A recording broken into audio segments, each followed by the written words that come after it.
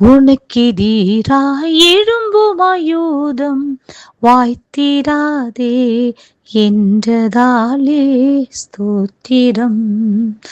உனக்கெதிராய் எழும்பும் ஆயுதம் வாய்த்திராதே என்றதாலே ஸ்தோத்திரம். பறந்திடுமே உம் நாமத்திலே பரணே எனக்காய் ஜெய கொடியே. பறந்திடுமே உம் நாமத்திலே பரணே எனக்காய் ஜெய கொடியே. என்னை மறவா இயேசுநாதா, உந்தன் தயவால் என்னை நடத்தும். என்னை மறவா இயேசுநாதா, உந்தன் தயவால் என்னை நடத்தும். Praise the Lord. கர்த்தருடைய பரிசுத்த நாமத்திற்கு ஸ்தோத்திரம். எரேமியாவின் புஸ்தகம் 1வது அதிகாரம் 19வது வசனம். அவர்கள் உனக்கு விரோதமாக யுத்தம் பண்ணுவார்கள், ஆனாலும் உன்னை மேற்கொள்ள மாட்டார்கள்.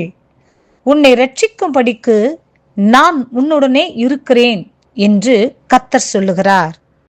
ஆம் பிரியமானவர்களே, அவர்கள் என்று சொன்னால் நமக்கு விரோதமாக செயல்படுகிற அந்நிய வல்லமைகள்.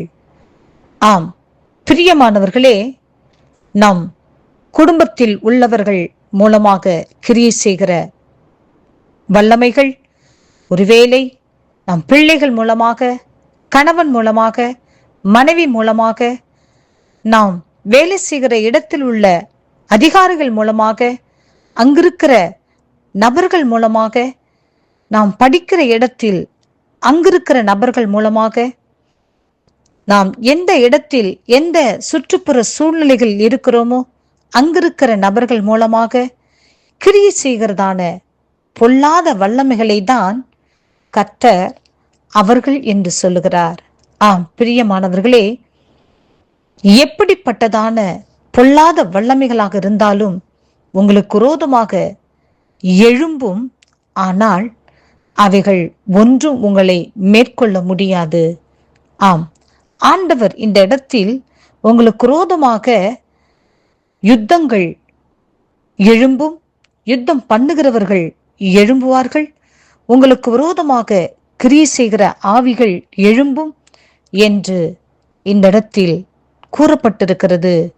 உங்களுக்கு விரோதமாக யுத்தம் வராது, உங்களுக்கு விரோதமாக ஆவிகள் கிரியை செய்யாது, உங்களுக்கு விரோதமாக எந்த ஒரு காரியமும் நடக்காது என்று சொல்லி ஆண்டவர் சொல்லவில்லை.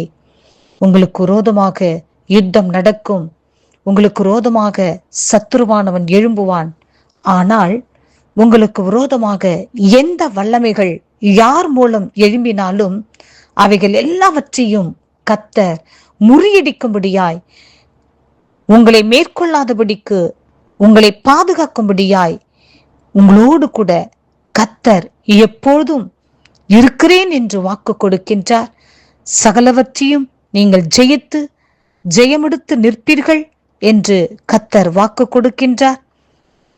கர்த்தருடைய வார்த்தையை சுவாசிப்போம், பரலோக ராஜ்யத்திற்கு பங்காளிகளாக மாறுவோம்.